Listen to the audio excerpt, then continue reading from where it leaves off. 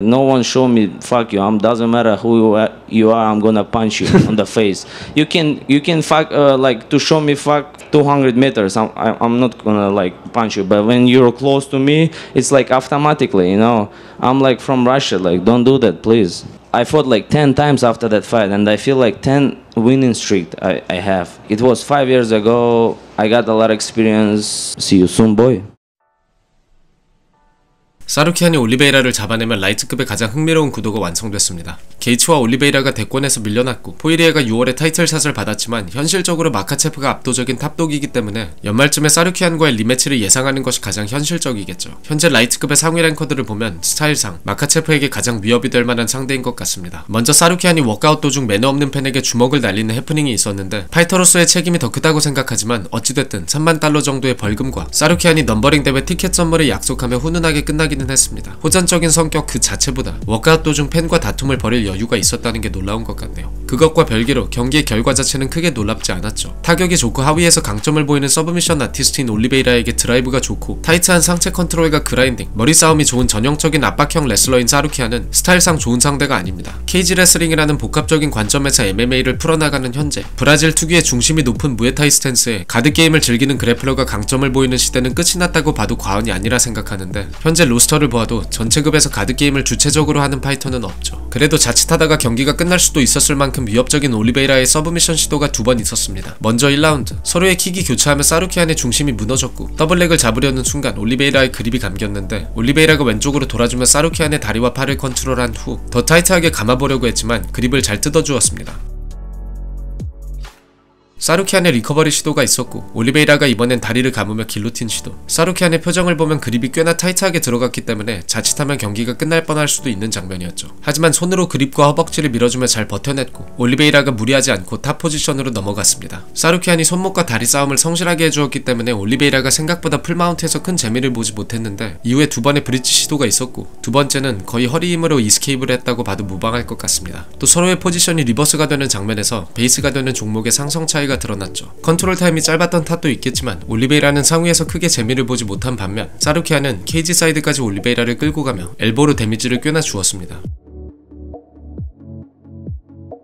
케이지 중앙에선 사루키안의 팔에 훅을 잘 감아주며 버티긴 했지만 올리베이라는 케이지 사이드에 몸이 구겨졌을 때 크게 힘을 쓰지 못하는 모습을 자주 보이는 것으로 보아 확실히 상성을 많이 타는 선수인 것 같습니다. 또 올리베이라의 반칙이 2번 있었는데 올리베이라는 스크램블에서 항상 크고 작은 반칙이 나오는 아쉬운 모습을 보이죠.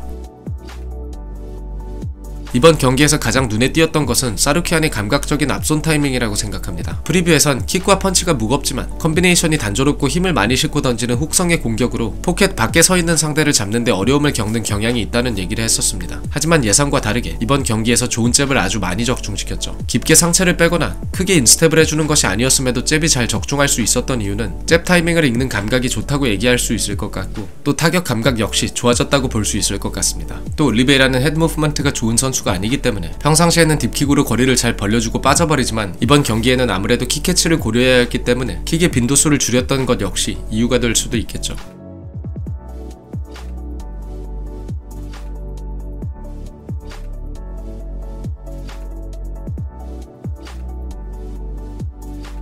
결국 올리베이라의 테이크다운에 대한 경계로 오히려 사루키안이 스탠딩에서 재미를 많이 봤기 때문에 레벨 체인지를 셋업하는 것 역시 수월했는데 올리베이라의 엘보 타이밍의 싱글렉, 롤링으로 리버스를 해주는 장면이 나왔지만 허리에 그립이 감긴 이상 결국엔 들릴 수밖에 없었습니다. 올리베이라는 케이지에 기대며 해주는 디펜스는 좋은 편입니다. 다만 완력에서 차이가 나면 결국 끌려 내려가는 장면이 자주 나오는 것 같습니다. 또 테이크다운과 동시에 손목 컨트롤을 해주는 모습은 다게스탄 선수들과 많이 오버랩되죠. 이 장면에선 개인적으로 손목 컨트롤을 하는 동시에 왼다리로 올리베이라의 몸쪽으로 깊게 집어넣어 오른손으로 팔꿈치를 밀어주고 중심을 무너뜨리지 않을까 했는데 케이지에 타이트하게 붙어 공간이 나오지 않았기 때문에 리스트라이드를 선택하는 센스 역시 인상적이었습니다. 경기 종료 직전의 다스초크는 스크램블 중 무리하게 백으로 돌아가다가 포지션을 잃으며 감겼는데 역시 깊게 잘 감겼죠. 사루키안의 몸이 툭 떨어지는 모습이 나왔지만 이번 경기를 앞두고 훈련 영상에서 정확히 같은 포지션 포지션에서 대처를 하는 모습을 보였기 때문에 의식을 잃은 것 같지는 않습니다. 그렇게 경기가 마무리되면 무난한 판정승이 나왔습니다. 부상 등의 여타 이유가 아니라면 연말쯤에 마카체프와의 경기가 예상되기 때문에 서로가 올리베이라를 상대로 승리를 가져간 만큼 두 경기를 비교할 수밖에 없는 것 같습니다. 올리베이라를 끌고 내려간 시점에선 몸을 타이트하게 붙이고 케이지 사이드까지 끌고 가 하위에서 큰 움직임을 갖지 못하게 한 전체적인 경기 운영 자체는 비슷했죠. 굳이 비교를 하자면 경기 시간은 마카체프가 더 짧았고 압도적이었지만 상위 포지션에서의 컨트롤 시간과 데미지는 사루키안이 더 효율적이었습니다. 즉 사루키안은 데미지를, 마카체프는 안정적으로 몸을 찌그러뜨리는 데 집중을 했다고 볼 수 있을 것 같은데, 상체를 들고 파운딩을 넣으려고 하는 장면을 보면 마카체프는 올리베이라를 눌러주고 상체를 붙이고 포인트성의 공격을 넣는 모습을 보이는 반면 사루키안은 더 큰 움직임들을 많이 가져가는 것을 볼 수 있습니다. 다게스탄 선수들은 하나하나 포지션을 잡아가며 파운딩 셋업을 하는 능력이 좋기 때문에 상대적으로 팔을 컨트롤 당하지 않고 상대의 몸을 제압하는 상위 압박 자체로만 본다면 마카체프가 더 안정적이라고 볼 수 있을 것 같고, 완력과 폭력적인 면은 사루키안이 더 우위에 있는 것 같습니다. 이런 성향이 스탠딩과 태클에서에도 차이가 나는데, 전형적인 슈트복스 스타일의 올리베이라는 아주 공격적인 선수입니다. 마카체프와 같은 경우 러쉬 페인트로 적절하게 거리를 유지하고 올리베이라의 오펜스에 빠지며 체크로 재미를 보았던 반면, 사루키안은 볼륨을 높여 더 주체적으로 압박을 해주었습니다. 또 태클 역시 비슷한데 스탯으로만 보아도 경기는 더 적게 뛰었지만 사루키안의 태클 시도가 훨씬 더 많다는 것을 볼 수 있죠. 즉 케이지 중앙에서 테이크다운 시도는 사루키안이 많지만 그립을 확보했을 경우 마카체프가 훨씬 더 깔끔하게 넘긴다는 것을 의미합니다. 이런 차이가 서로의 경기에서도 단적으로 드러났었죠. 컴뱃 삼보가 베이스인 마카체프는 다리를 더 효과적으로 사용해 중심을 무너뜨리는 능력이 더 좋습니다. 그만큼 넘긴 후에 깔끔하게 탑 포지션을 잡는 경우가 더 많죠. 서로의 경기에서 사루키안은 12번의 테이크다운 시도 중 단 한 번 넘겼던 반면 마카체프는 9번의 테이크다운 시도에 4번, 절반에 가까운 테이크다운 성공률을 기록했습니다. 케이지 레슬링이 아니라 마카체프가 클린치에서 상대를 넘기는 모습을 보면 항상 몸을 두들겨 상대의 반응을 끌어낸 후에 중심을 무너뜨리는데, 전반적으로 몸의 호흡과 타이밍을 읽는 능력은 훨씬 더 좋다고 볼 수 있겠죠.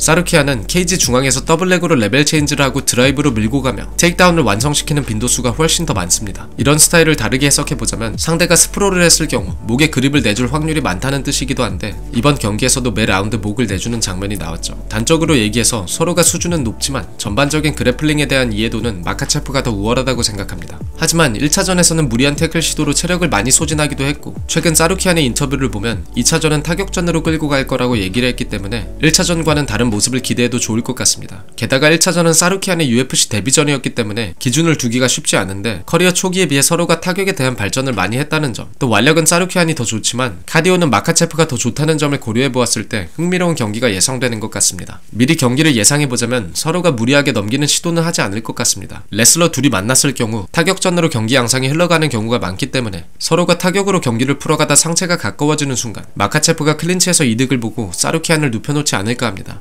클린치 게임은 마카체프가 확실히 좋기 때문이죠. 또 스탠스 차이가 있기 때문에 바디킥이 서로의 오프닝을 만들 수 있는 중요한 열쇠가 될 가능성이 높다고 생각합니다. 사루키안은 무리한 압박으로 후반으로 갈수록 볼륨과 페이스가 떨어지는 모습을 보이기도 하고, 성급한 스크램블로 포지션을 잃는 모습도 자주 보이죠. 만약 연말쯤에 경기가 성사된다면 타이틀전이기 때문에 중압감을 이겨내고 차분히 페이싱을 하는 능력을 갖춘다면 충분히 승산은 있다고 생각합니다. 그럼 긴 영상 시청해주셔서 감사하고 곧 다른 분석으로 찾아뵙겠습니다. 감사합니다.